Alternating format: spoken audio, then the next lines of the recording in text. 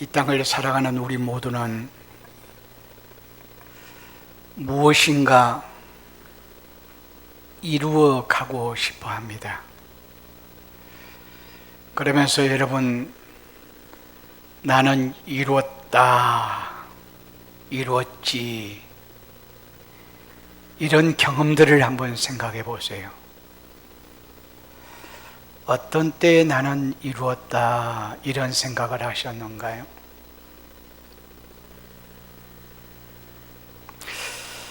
자녀와의 관계를 생각하면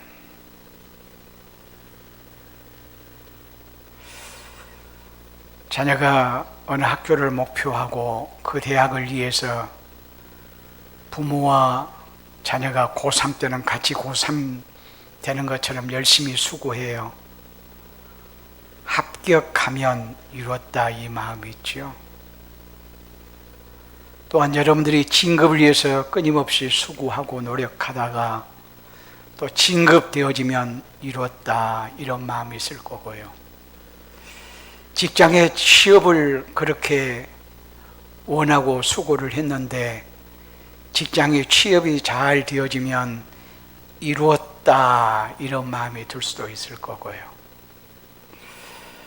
또 운동으로 말하면 이제 야구 1년 한 시즌에 경기를 몇 번 하죠? 144번, 하여튼 140 몇 번 한 것 같아요. 그러면서 마지막 우승을 하면 그들은 이루었다, 이렇게 말할 것이고, 축구는 한 30여 번 한가요? 30 몇 번? 1년에 우승하면 이뤘다, 이런 생각을 하게 될 것이고요. 이런 일들을 이뤘다, 이렇게 말할 것이나 이러한 이름은 일시적인 것입니다. 한시적이에요.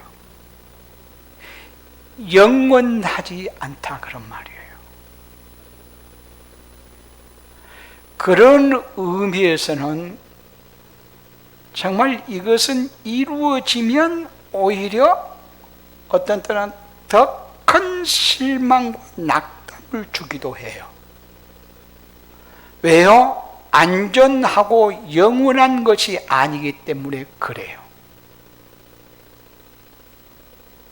그러나 오늘 본문의 말씀을 통해서 완전하고 영원한 이룸에 대해서 말씀하려고 해요. 성경 말씀 보면 하나님이 천지 만물을 창조하셔요. 말씀으로 있으라니 있었고, 그럴 때마다 매일매일 하나님이 좋아하세요.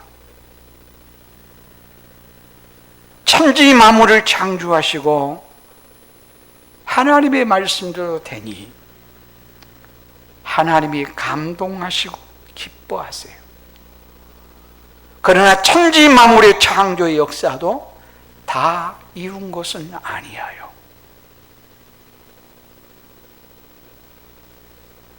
하나님이 모든 원인이 되시지만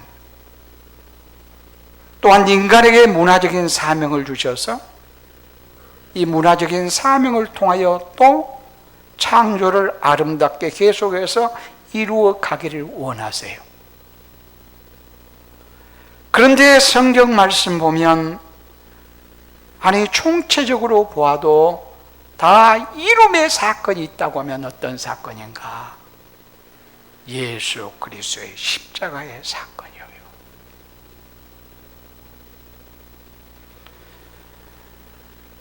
예수 그리스도의 십자가, 누가 이뤘다고 말할 수 있을까요? 로마인들이 이루었다고 말할 수 있을 것 같아요. 왜냐하면 예수 때문에 나라가 늘 혼란하고 정치적으로 힘들었는데 이 예수님 이제 없앴으니까, 십자가에 죽었으니까 우리의 뜻이 이루어졌다, 이렇게 말할 수 있을지 모르겠어요. 또한 유대 종교 지도자들이 끊임없이 종교적으로 자기들의 힘든 기득권을 빼앗으려는 힘듦이 있었다고 생각되어져서 예수님 십자가에 죽는 순간 이제 우리의 뜻이 이루어졌다. 그날 밤 잔치를 했을는지 모르겠어요. 그런데 유대 종교 지도자들이나 로마인들이 이뤘다고 말하는 것이 아니라 오늘 본문의 말씀 보면 예수님이 말씀하세요. 예수님이 죽으시면서 말씀하세요. 여러분, 무엇인가 이루려고 하면 뭐가 있어야 돼요? 무엇인가 이루려고 하면 건강 있어야 돼요. 아니, 건강은 조금 약하더라도 생명만은 있어야 돼요. 무엇인지 여러분이 이루려고 할 때 생명이 끝났다, 죽었다 그러면 이루고자 열심히 노력하고 수고했는데 이제는 끝났네, 그렇게 하고 말 거예요. 그런데 예수님이 마지막 죽으면서 승리의 계가를 부르세요. 다 이루었다. 그것도 힘없이 십자가에 죽으면서 다 이루었다. 여러분, 이건 맞는 말이에요. 우리 일반적으로 보편적으로 생각하면 맞지 않는 말이에요. 그러나 맞아요. 그러나 이것은 진리예요. 이런 경우를 뭐라고 말하냐면 역설적인 진리라 이렇게 말씀해요. 예수 그리스도께서 십자가에 죽으심으로 다 이루었다 라고 하는 이 말씀보다 더 정확하게 맞고 진리요 역설적인 진리는 없을 것입니다.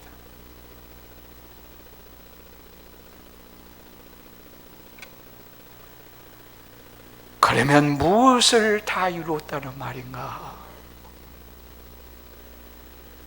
무엇을 다 이루었다는 말인가? 예수 그리스도께서 십자가를 통해서 자신에게 맡겨진 자신의 사역을 다 이루었다 그 말이에요. 내가 할 일 완성했다. 내가 할 일 다 했어. 이것은 하나님의 뜻이었어요. 이 하나님의 뜻은 우리를 구원하기 위한 하나님의 구원 경륜이었어요.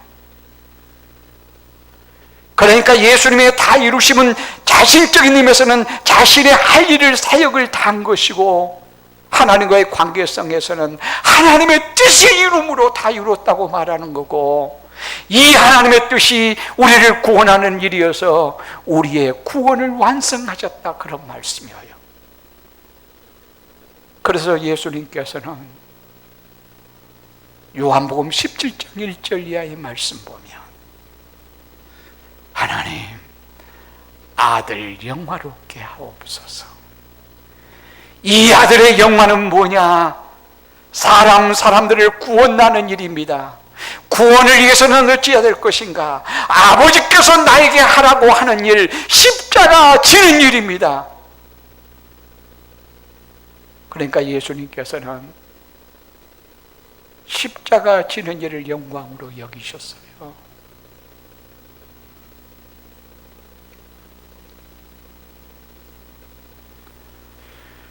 우리는 이 말씀 속에서 우리에게 조금 적용한다면, 우리가 이 세상을 살아가면서 우리 자신의 목적과 뜻을 이루려고 하지 말고 하나님이 우리를 향하신 목적과 뜻이 무엇이지?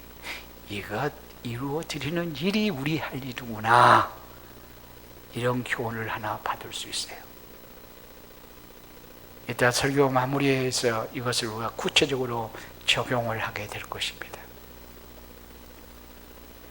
예수님, 한 분 예수님께서 단번에 십자가에 죽으심으로 하나님의 뜻을 온전히 이루셨고, 이것이 우리의 구원되었어요. 무엇으로? 십자가로.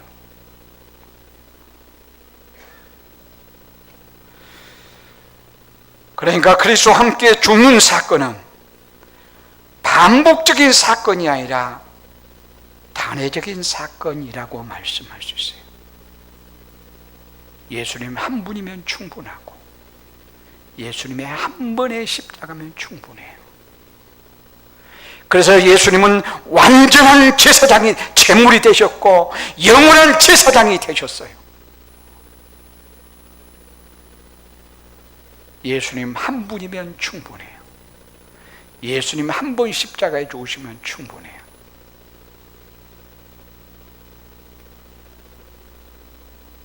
예수님의 한 번의 십자가 사건은 시간과 공간을 초월해서 모든 사람에게 유효한 제사함 받을 수 있는 근거의 사건이었다, 이렇게 말씀할 수가 있어요. 예수님의 십자가를 통해서 아주 중요한 메시지를 남기셨어요. 모래 위에 남기신 것이 아니라 십자가 위에 남기셨고 손으로 쓴 것이 아니라 피로 쓰셨습니다. 그분이 남기신 메시지는 모든 그를 믿는 모든 사람 죄사함, 이젠 하나님의 자녀됨, 이 메시지를 남기셨어요. 그러니까 예수 그리스도 믿는 자 죄 용서 받았다, 나가서 하나님의 자녀 되었다, 이 메시지를 남기셨단 말이에요. 무엇으로? 십자가에 피 흘려 죽으심으로. 십자가의 고통은 말과 글로 다 표현할 수가 없어요. 십자가의 고통이 어떤 고통일까요? 육체적인 고통일까요? 손에 가시 하나만 찔려도 아픈데 양손 양발에 6시간 동안이나 십자가에 매달려 있었으니 얼마나 고통스러웠을까. 그 육체적인 고통, 이것만도 다 말로 할 수 없을 거예요. 근데 사실은 이보다 더 큰 고통은 뭐냐 하면 육체적인 고통보다 죄에 대한 고통이에요. 예수 그리스도의 십자가의 죽으심은 세상의 모든 사람들의 죄를 다 짊어지심의 고통이었어요. 나 한 사람의 죄도 무겁거든 온 인류의 모든 죄를 다 짊어지셨으니 이 고통이 얼마나 크고 아프셨을까.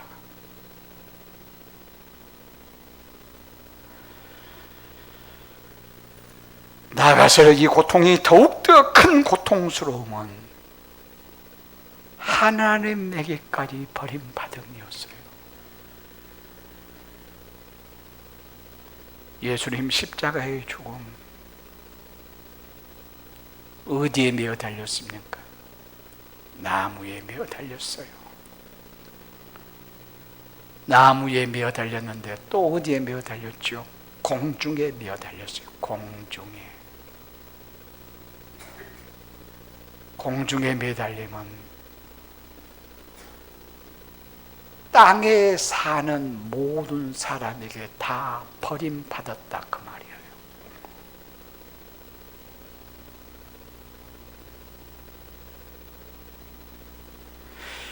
예수님이 십자가에 죽을지라도 사람들이 인정하면서 너무너무 아쉽다, 어떻게 예수님이 십자가에 죽냐, 이렇게 그런 사람들이라도 있었으면 좋겠는데 이 세상의 모든 사람들에게 다 버림받은 순간이었다.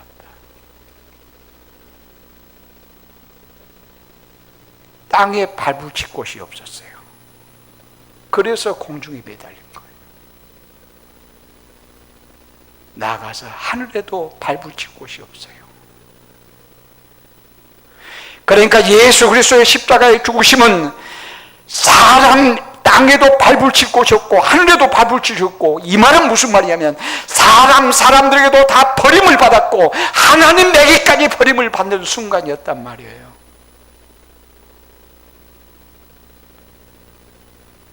아무리 억울하고 힘들고 고통스러워도 사람들이 나를 위로하고 격려하고 힘을 준다면 좋겠고, 아니 사람은 그러지 않을지라도 하나님이라도 나를 격려하고 위로했으면 좋겠건만, 예수님의 십자가의 죽으심은 하나님에게까지 버림받은 순간이다. 그래서 예수님 십자가에 죽으실 때 엘리 엘리 라마 사박다니,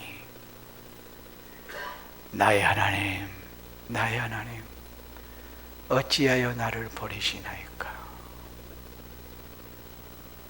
마지막 기도하고 숨을 거두셨어요.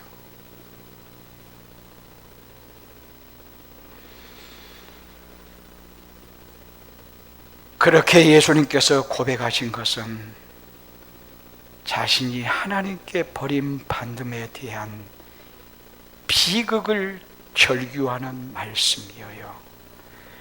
그러나 사실은 우리를 위한 절규예요.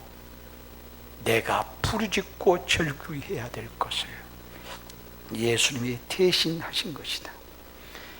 내가 버림을 받아서 비명을 치게 하는 나의 비명을 대신 치르신 비명이었다. 내가 하나님께로부터 버림을 받아야 하는데 주님이 나 대신 버림을 받은 것이었습니다. 주님이 버림을 받음으로 말미암아 우리가 찾음이 되었고, 주님이 하나님께로부터 끊어짐을 당함으로 말미암아 우리가 하나님의 품에 안기게 되었다라고 이렇게 말씀할 수 있습니다. 나의 하나님 나의 하나님 어찌하여 나를 버리시나이까. 마틴 루터는 이것을 묵상하다가 이렇게 고백해요. 어째서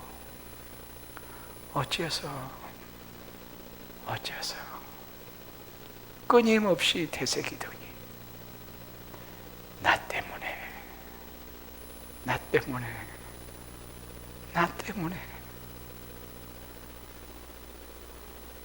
벼락 맞은 심정이 들었답니다. 충격을 받기를.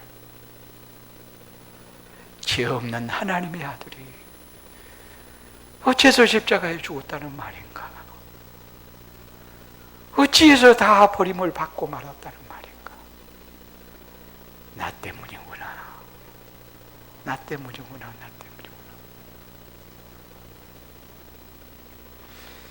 엘리 엘리 라마 사박다니, 주님의 이 부르짖음의 기도 때문에 우리가 하나님께로부터 찾음이 되었고 하나님의 품에 안기게 되었다고 하는 사실이에요. 나의 하나님 어찌하여 나를 버리시나이까. 그리고 마지막에 부호를 붙여야 돼요. 여러분, 어떤 부호를 붙여야 될까요?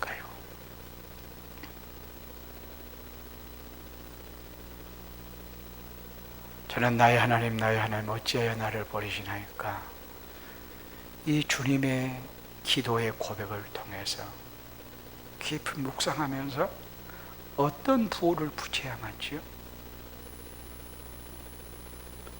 어떤 부호를 붙이냐에 따라서 의미가 달라져요. 마침표를 찍어야 돼요. 쉼표를 찍어야 돼요. 물음표를 찍어야 돼요. 느낌표를 찍어야 돼요. 어떤 부호를 찍으면 좋을 것 같아요? 한번 생각해 보세요. 나의 하나님 어찌하여 나를 버리시나이까.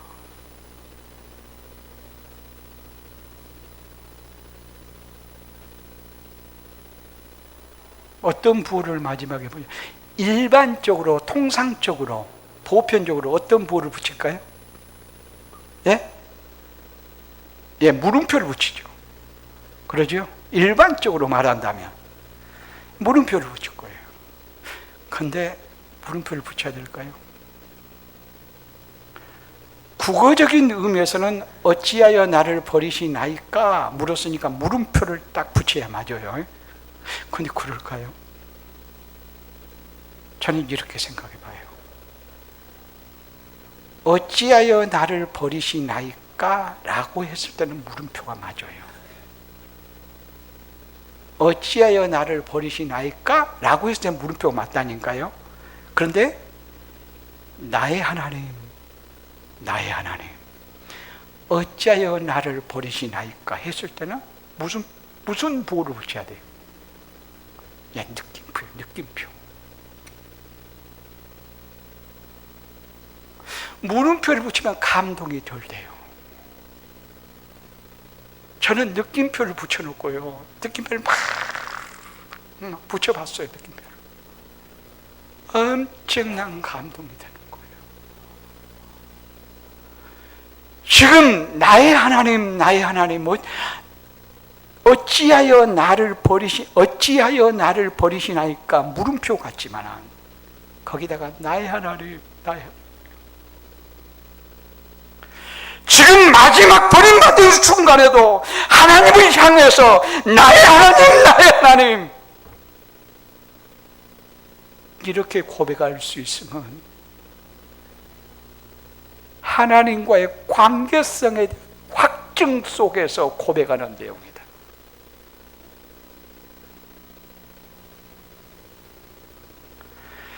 그래서 나의 하나님, 나의 하나님, 어찌하여 나를 버리시나이까? 이 말씀과 오늘 본문에 나와 있는 예수님께서 십자가에 죽으시면서 다 이루었다라고 하는 말씀은 상반되는 것이 아니라 통하는 말씀입니다. 오늘 본문 앞에서는, 본문에는 엘리 엘리 라마 사막다리의 말씀이 없습니다만은 마태복음 27장에는 있어요. 27장에서는 다 이루었다는 말씀이 또 없어요, 마태는. 그러나 다 이루었다는 의미를 주는 말씀은 막 붙어 있어요. 막 붙어 있어요.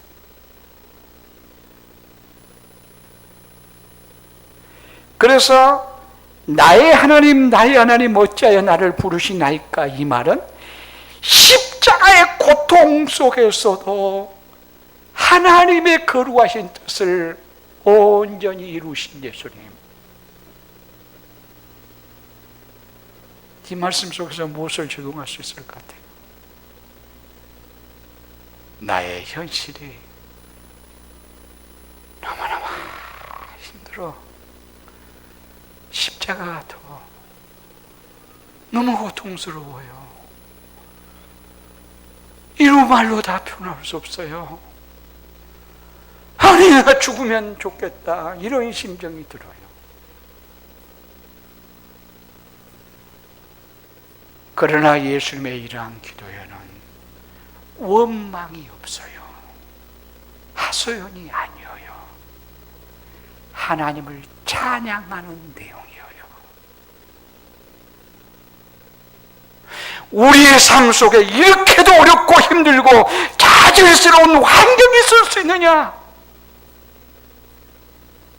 이런 가운데도 예수 그리스도의 생명으로 산다면 다 이루었다 승리의 계가를 부르신 주님처럼 어렵고 힘든 현실 속에서도 극복할 수 있는 힘이 예수 그리스도의 생명 가운데 발동하여 승리의 계가를 부르게 될 것이라고 확신을 하게 되어집니다. 여러분, 가끔 이런 사람 만나지요. 야, 당신은 천사 같구나. 당신 천사 아니야? 당신 사람 안 같네. 당신 천사 같네. 어떤 사람이 그렇게 말해요? 환경이 엄청나게 좋아. 있을 것 다 있어. 가질 것 다 있어. 높은 자리 다 앉아봤어. 그런 사람에게 천사 같냐 그 말 한가요? 그런 사람 그래 봤어요 한 번이나? 야, 너 엄청나게 부자니까, 엄청나게 똑똑하니까, 엄청나게 재능이 많으니까, 모든 거 다 가졌으니까 너 천사 같다. 그런 사람 봤어요? 그런 사람은 천사 같다고 말 안 해요. 참 부럽네 이렇게는 말해도 또 그 사람이 나에게 감동도 안 줘요. 부럽긴 해요. 야, 너 이것도 이거 다 있네. 참 부럽다. 그렇게 해도 그 사람이 나에게 감동도 별로 안 줘요. 그러나 천사 같으면 감동 줘요. 근데 어떤 사람에게 천사 같다고 하죠? 이런 사람에게 천사 같다고 그래요.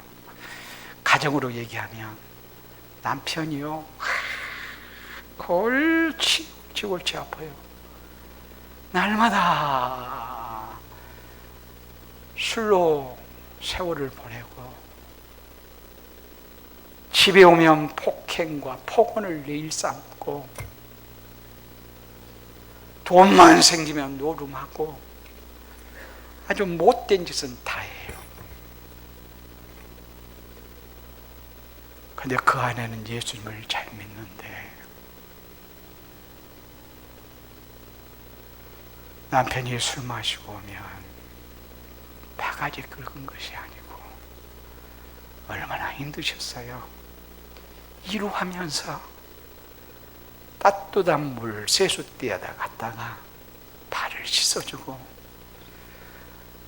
저녁에 편하게 잘 주무시게 하고, 그래서 그 잠도 잘 안 자네. 이건 막 폭언하고 아내 때리고,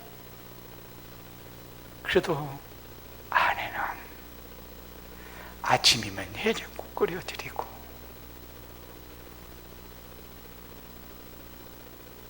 그래서 끝내 정말 남편을 예수 믿도록 변화시키는 역사가 있어요.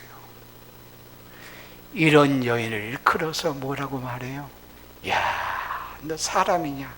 천사 같다, 천사 같다. 우리가 그렇게 말해요. 그런가 하면 가정 안에서 이 아들을 보면 조금 속된 말을 합시다. 아주 개망나니 같아요. 이건 못된 짓만 다 하고 다녀요. 이건 아니 뭐야 이런, 아니 이게 누구에서 태어난 거야. 이것은 누가 봐도 이건 못되기를 보통 못된 것이 아니야. 그래도 그의 어머니는 예수님의 심정으로 모성애를 발휘해요. 아들을 그냥 사랑해요. 그냥 위해서 기도하고. 그래서 아들을 변화시켰어요. 그런 엄마를 걸어서 천사 같다.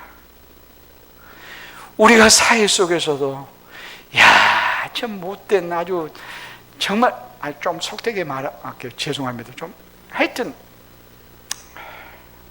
그래요. 너무 누구도 상종도 안 하고 싶어. 그런데 그런 청소년들을 데려다가 자기 집에서 키워요.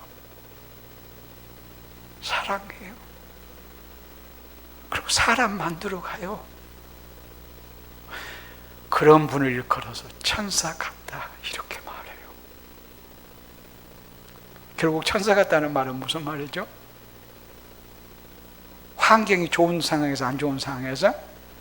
좋은 상황에서가 아니고 아주 힘들고 안 좋은 상황에서 이런 사람을 일컬어서 천사 같다라고 말을 해요. 우리는 그럴 사명을 가지고 있는 존재예요.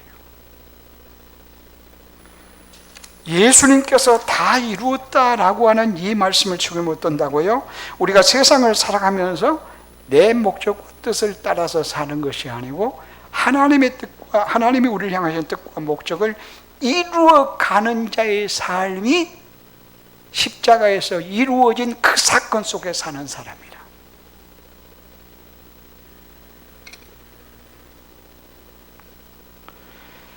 십자가로 다 이루신 주님은 우리에게 주님 닮아 이루는 삶을 살기를 원해요. 우리 주기도문 다 같이 한번 해보게요. 주기도문 다 같이 시작. 하늘에 계신 우리 아버지여, 이름이 거룩히 여김을 받으시오며 나라의 임하옵시며 뜻이 하늘에서 이룬 것 같이 땅에서 이루어지이다. 여기까지만요. 자, 하늘에 계신 우리 아버지여. 이 말은 천지 만물을 창조하신 능력의 하나님, 지금도 살아계셔서 역사하고 주장하시는 하나님, 이분이 나의 아버지, 나의 아버지, 이 고백이에요. 이름이 거룩이 여김을 받으시오며, 그 말은 하나님, 그 하나님의 이름을 내가 거룩하게 해드리도록 하고 싶습니다. 이 손이 담긴 기도예요. 나라에 임하옵시며, 이 말은 하나님의 나라가 이루어지기를 원합니다, 이 말이에요. 그러려면 어때요? 뜻이 하늘에서 이룬 것 같이, 지금은 이루어진 것 같이 이렇게 되어 있는데 전에는 이룬 것 같이로 되어 있어요. 이 말은 하나님의 뜻은 하나님의 이름 속에 다 이미 이루어졌어요. 이름 속에 하나님의 뜻이 다 있어요. 이루어진 것 같이 나를 통해서 현실적으로 이 땅에서 이루어지기를 원합니다 라고 하는 이런 기도예요. 하나님의 나라가 임하기를 원한다면 하나님의 뜻을 알고 그 뜻에 순종함으로 나를 통해서 이 시대 속에서 하나님의 뜻을 이루어드리는 이런 자가 되어야 될 것을 말씀한단 말이에요. 그런데 이렇게 하려면 어떻게 해야 될까요? 십자가를 지고 자기를 부인하고 나를 따르라, 예수님이 그렇게 말씀하셨어요. 자기를 부인하고, 이 말씀은 네 욕심 내려놔, 그 말이에요. 네 욕심 내려놓고 힘들고 어려워도 희생하면서 헌신하면서 네가 수고해야 십자가에서 온전히 이루신 그분의 생명 가운데 그분이 원하신 대로 이 땅에서 하나님의 나라를 이루고 사는 거야 라고 하는 이러한 말씀이에요. 우리는 나의 욕심 내려놓고 희생과 헌신 없이 하나님의 뜻을 이루려고 하는 것은 불가능해요.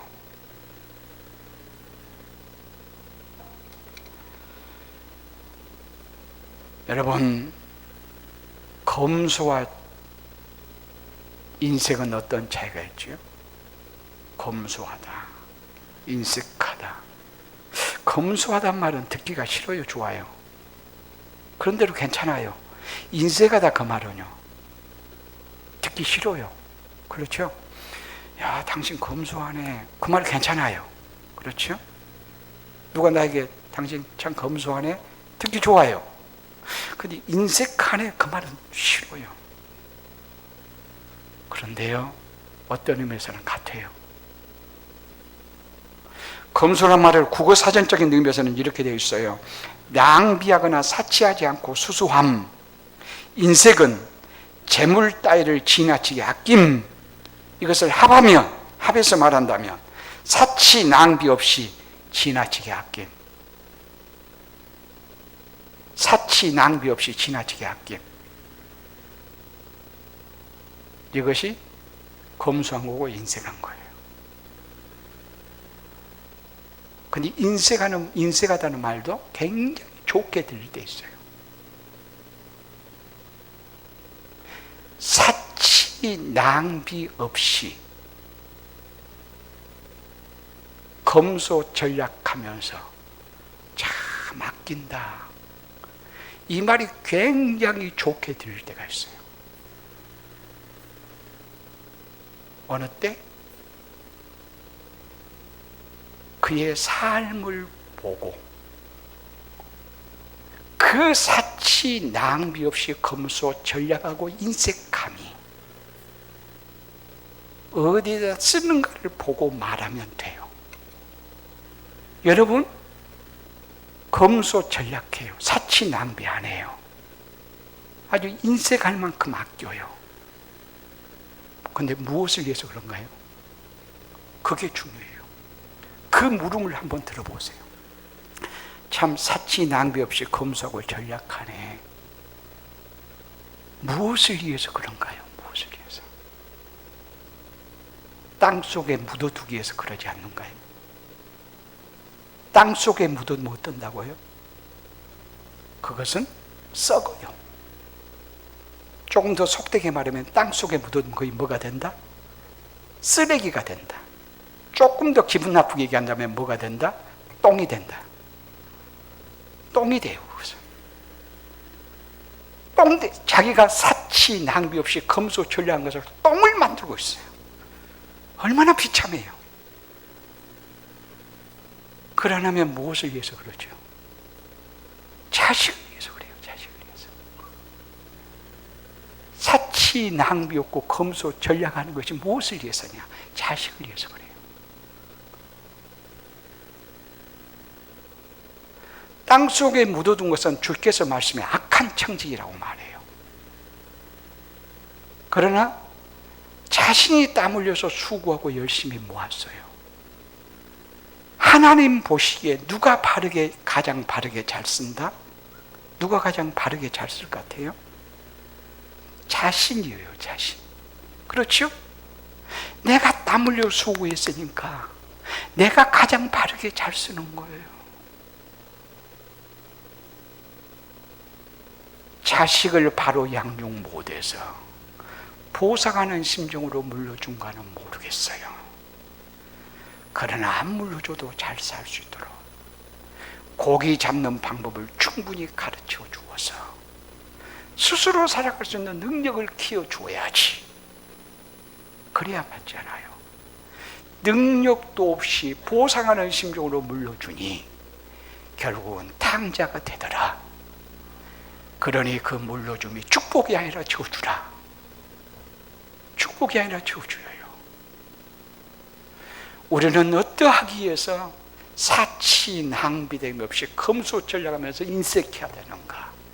남 주기 위해서 그래야 돼요.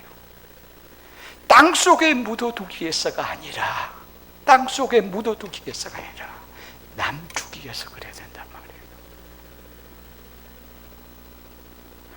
그러니까 자신에 대해서는 인색해도 좋아요. 그래서 이런 말 들으면 야, 너에 대해서 왜 그렇게 인색해? 근데 남에 대해서는 어떻게 해서 그렇게 부요해? 그 원인을 보았더니 예수의 생명이더란 말이에요. 예수님이 낮아질 때도 낮아지셨어요. 십자가에 죽기까지 낮아지셨어요. 다 내려놓으셨어요. 왜요? 우리를 부요하게 하시려고. 우리를 부유하게 하시려고. 고린도후서 6장 10절에 그렇게 말씀해요. 예수님이 낮아지시고 가난하게 되시면 우리를 부욕해 하심이라. 예수님이 우리를 부욕해 하셨으면 우리에게 부요함이 있어. 예수의 생명이 있다는 말이에요. 예수의 생명으로 우리가 사실은 천사 같다는 말보다 더 좋은 말이에요. 하나님의 사랑 같다는 말이 더 좋은 말이에요. 천사는 부리는 종이에요. 하나님의 사랑 같다는 말은 하나님의 형상으로 하나님 닮아 산다는 말이거든요. 정말 그렇게 살아갈 수 있으면 우리가 십자가를 우리의 삶 속에서 이루는 삶을 사는 것이라 라고 이렇게 말씀할 수 있어요. 어떤 환경 속에서 십자가를 통해서 이루었단 말이에요. 환경은 힘들어요. 형편이 너무너무 안 좋아요. 성경 인물 볼까요? 요셉 봐봐요. 요셉 봐봐요. 창세기 45장 16절 말씀 보면 이런 말씀이 있어요. 우리 다 같이요. 시작.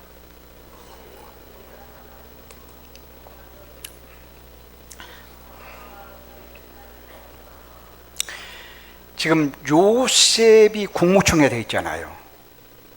그래가지고 이제 형들하고 이제 형과 동생이 밝혀져요. 그러면서 바로 왕도 알게 되고 그렇게 하면서 가나안에 있는 야곱의 자녀들, 야곱의 가족이, 아버지의 가족이 전부 다 이사를 와요. 그때 몇 명? 몇 명? 70명. 아주 대가족이에요. 어떻게 보면 민족이 이동한 것 같아요. 민족이 70명이 와요. 70명이 왔을 때 이 소문이 이제 바로 공에 들려요. 바로와 그 신하들이 어떻다고요? 기뻐했다. 여러분 기뻐할 수 있어요? 여러분 불안 안 해요? 총위에 요셉이 총인데, 총위에 형제들이 다 온대, 가족이 다 온대. 그러면 장관들이나 아주 정치인들이 얼마나 불안하겠어요? 불안하지 않냐고요, 여러분. 근데 어땠다고요? 기뻐하였다. 감동적이지 않습니까? 왜 이렇게 기뻐할 수 있었을까요?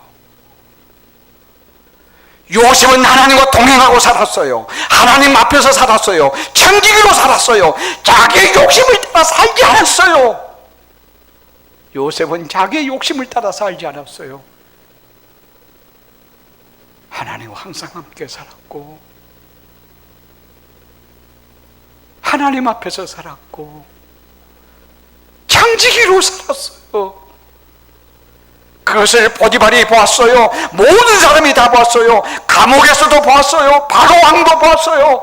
그의 신하들도 보았어요. 보는 자들마다 요셉을 보면 감동을 먹는 거예요. 그러니 그의 형제들이 대가족이 70명이 와도 두려워하거나 시기하거나 질투하거나 마음 상한 마음을 갖는 것이 아니라 기뻐하였더라. 얼마나 감동적이에요. 어떤 상황에서 요셉이 팔리고 종생활하고 감옥생활하면서 그와 비슷한 사람이었죠. 이스라엘이 바벨론에게 망해요. 포로로 잡혀가요. 다니엘과 그 세 친구가 꼭 그렇게 살았어요. 꼭 그렇게 살았어요. 자, 요셉 대면 예배했어요? 비대면 예배했어요? 다니엘 대면 예배했어요? 비대면 예배했어요? 비대면 예배했어요. 코로나19 우리에게 재앙이에요. 이 재난은 우리에게 재앙이라고도 말할 수 있어요. 힘들어요. 고통스러워요. 예배, 우리 대면 예배 함께 모여 예배하는 것을 조금 강조하고 또 강조해도 좋아요. 또 강조해도 좋아요. 왜냐하면 하나님의 나라는 공동체적이에요. 교회는 그리스도의 몸이에요. 이 진리를 밝히 드러내기 위해서는 대면 예배해야 맞아요. 함께 예배해야 맞아요. 함께 예배하는 것은 대표성 있는 예배예요. 그래서 좋아요. 강조해도 좋아요.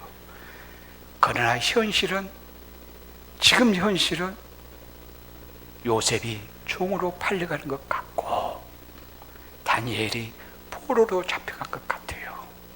대면 예배할 수 없어요. 그러나 그들은 어찌해요? 그러나 어찌해요? 하나님 앞에서 하나님과 함께 하나님의 뜻을 알고 온전히 순종함으로 감동을 주었더라.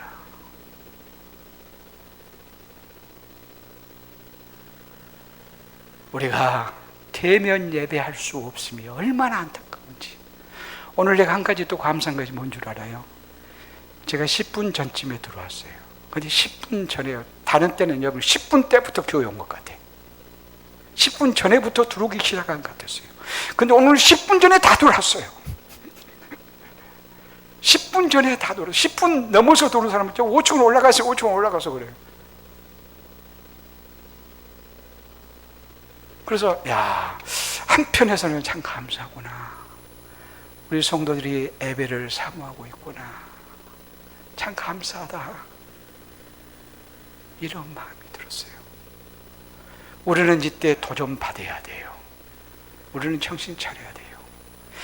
우리가 함께 모여서 예배하면서 예배의 간격도 없었어요. 형식적일 때가 참 많았어요.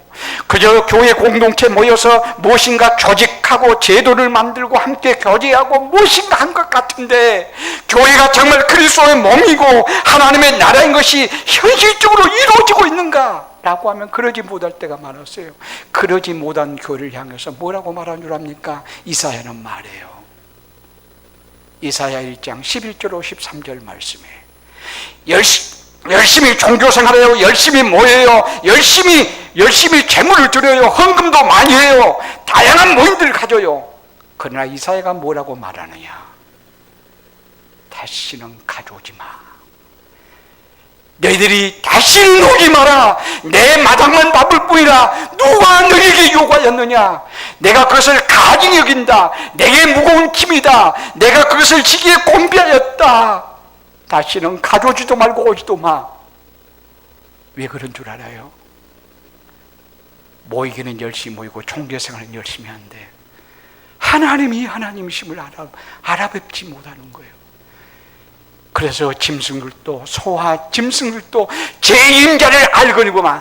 너희들이 하나님의 백성이라 하면서도 하나님을 모르고 있지 않느냐? 형식적으로 종교생활하지 않느냐? 형식적으로 예배하지 않냐? 너희들이 무수한 재물을 가져와도 누가 그것을 요구했다는 말이냐? 이것을 좀 더 쉽게 말하면 하나님 앞에 살지 않기에, 하나님과 동행하지 않기에, 하나님을 섬긴다고 하는 이름은 가지고 있으나, 교회라고 하는 이름은 가지고 있으나 실제 그리스도의 생명으로 사는 것, 그러지 없을 때 탄식하는 그런 모습을 보게 돼요. 우리가 대면 예배, 함께 예배하는 것 강조를 100번, 1000번 해도 좋아요. 그러나 현실에 예배할 수 없어. 요셉이 끌려가는 것 같고 다니엘이 포로로 잡힌 것 같은 현실 속에서 우리가 정말 금년의 표를 실천할 수 있는 이기가 축복의 기회라. 말씀이 삶이 되고 삶이 예배가 되는, 여러분이 말씀을 읽고 말씀을 듣고 순종함으로 말씀이 삶이 되고 삶을 보니까 하나님의 정직으로 살아가네요. 정직으로. 그래서 여러분을 만나는 사람들마다 요셉이나 다니엘을 통해서 모든 자가 감동을 먹듯이 여러분의 삶의 현장 속에서 감동을 끼치고 사는 삶이 예수 그리스도께서 십자가에 이루었는데 이것이 우리의 구원이 되었고 구원의 생명이 우리에게 있고 그리스도의 생명이 우리에게 있으니 이 생명의 역사를 따라 사는 선한 행실이라, 선한 영향력이라, 이렇게 말씀할 수 있습니다. 이렇게 십자가를 우리의 삶 속에서 구체적으로 적용하고 이루는 복된 삶이 되어줄 수 있기를 바랍니다. 기도하겠습니다.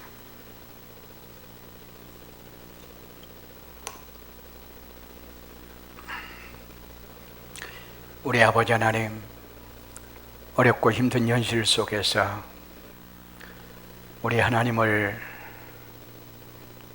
아빠라 부르며 또 하나님과 함께 하나님 앞에서 하나님의 뜻을 알아가고 순종하고 현실 속에서 살아가도록 은혜 베풀어 주신 것을 참 감사합니다. 코로나19로 인해서 참 힘들고 어렵지만 오히려 이러한 위기가 우리에게 기회가 되기를 원합니다. 말씀이 삶이 되고 삶이 예배가 되는 하나님의 신실한 사람으로 살게 하옵소서. 예수님의 이름으로 기도드리옵나이다. 아멘.